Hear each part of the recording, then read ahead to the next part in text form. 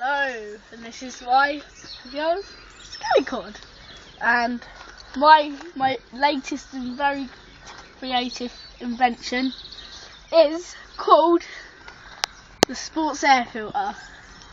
I made it out of a Kenco coffee lid with a bit of piping out of an old Volvo. It even says Volvo on it somewhere, but I can't see it.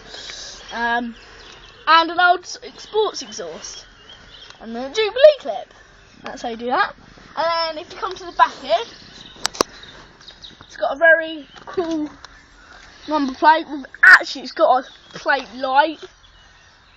See? Oh, how cool is that? And then if you come down here,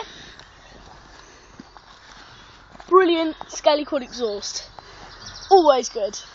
Cut it off, so brilliant. Did it start alright, Miles? Yeah. Come on then. Yeah, alright.